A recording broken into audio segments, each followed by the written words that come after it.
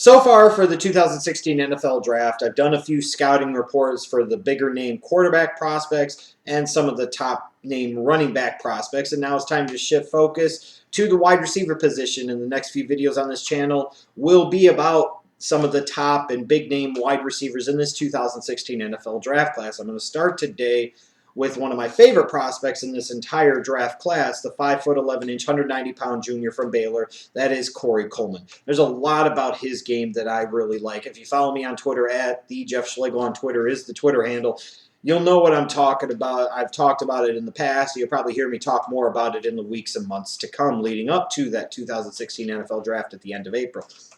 First and foremost, you look at his quickness and his speed. I mean, he's got it. Sometimes people have it. Sometimes people just don't. It's something you can work on and you get better at. But he's got both of these naturally in great abundance. An incredibly explosive player. And he uses that quickness and that speed very, very well. And it translates to many areas of his game. I look at his route running. He has the ability to change his speed and direction really, really well. Really sharp sometimes to me in and out of his breaks. And consistently demonstrated the ability to me to separate from opposing defensive backs, especially in man-on-man situations. Now, some of that you'll say could be a product of the Baylor system, and there could be some concerns there. Some of that could be the fact that he plays in that track meet conference that is the Big 12, where they don't like to play defense, and they most certainly suck in the pass defense area.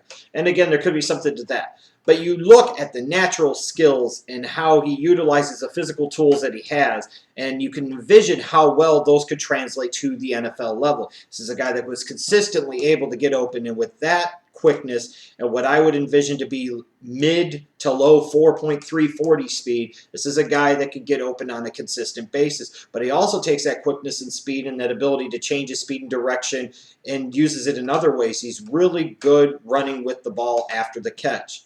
He's the type of guy that can take a 5-yard out and turn it into a 50-yard play. He's a home run threat to me every single time he touches the ball. Here's a guy that you get the ball in his hands and he can make things happen. He can make people miss. He can juke them from one side to the other. He can avoid tackles. I mean, he does a lot of things really, really well, all based off of that fundamental skill of quickness and speed. Again, both that he has in great abundance. He's also got some experience as a returner, not a ton, but he's a guy that you can envision coming into the league right away and giving you a lift, giving you a boost in the return game, especially as a punt returner.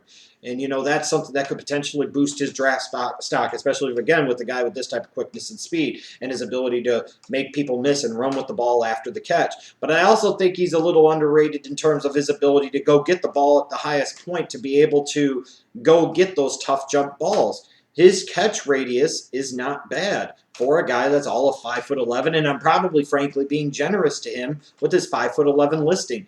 Now, here's a guy that can go up and get the ball. He's got a really good vertical, and he uses his body well when he's jumping up to get the ball at its highest point. Now, of course, just like with any prospect, there are going to be those things that I love, and there's going to be things that I'm concerned about. And here are some of my biggest concerns for him and how he translates to the NFL level. First and foremost, I talk about that Baylor system and a couple of things that really stand out to me on film that are just flat out doo-doo. Corey Coleman does not run block well and really doesn't put forth much of an effort to run block at all. But to me, that's more of a product of that particular Baylor system, because if you watch Baylor's offense on film over the past few years, one thing you'll notice, if it's a running play, the wide receiver on this side, if it's a run to the right, the wide receiver's on the left, don't even bother running a route. They don't even bother trying to give any illusion this could potentially be a pass play. They're telegraphing the play almost every single time. Same thing if you're running to the left, the receivers on the right side do the same thing. If it's a pass play to the right, the receivers on the left don't really run a route. And I just don't understand this in Art Briles' system for a guy that's supposed to be such a good offensive mind, why you would allow your players, especially on the outside, to so often and so consistently put forth such a piss-poor effort in terms of finishing the play, actually trying to sell something, actually trying to create an illusion of the ball could go anywhere. And, you know, it's something that stands out very big when you watch Corey Coleman on film. And I'm not necessarily directly blaming Corey Coleman, because when I look at the team as a whole, you see this throughout with all the wide receivers, and you've seen this the past couple of years. I mean, it's a pass play to the right, and the receiver on the left isn't even running a route. He's just standing there.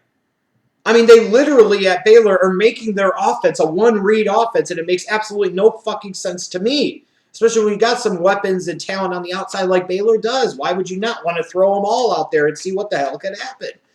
So you talk about that product of the system, and there's going to be some concerns based off of the history of Baylor wide receivers at the NFL level. Yes, Josh Gordon has been spectacular when he plays, but that's, again, when he plays. That's not necessarily a direct blame or fault of the Baylor system.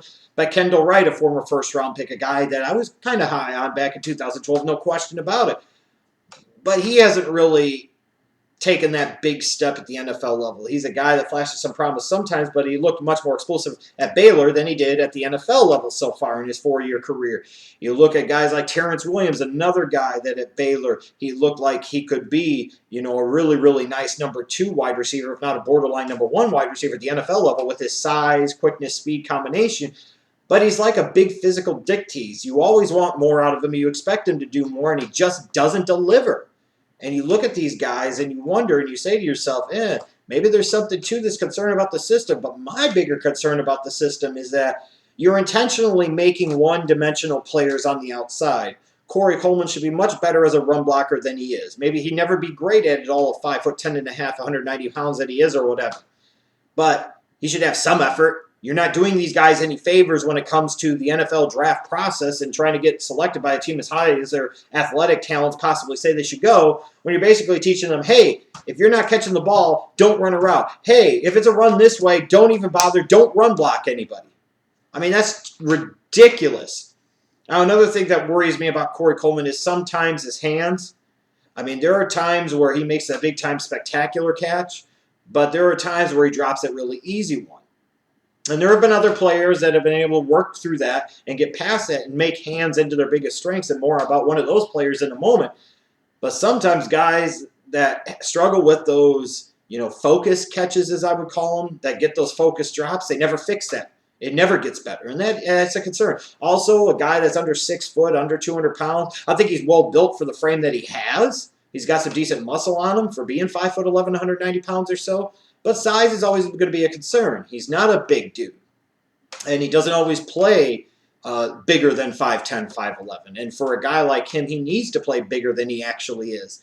And I don't think he learned how to do that very well at Baylor, and I'm not sure that he's going to learn how to do that very well at the NFL level. And then, of course, with those size concerns can come in, what happens if they take a big hit? Are these going to be guys prone to injury? It's a legitimate concern, especially when you look at the fact that Corey Coleman missed some time in his last college season due to a is that something that's going to say, hey, he won't make it at the NFL level? No. But, it kind of feeds into that size narrative. And also looking at a guy, too, when I talked about his ability to separate, in part because of his quickness and speed, his change of speed and direction.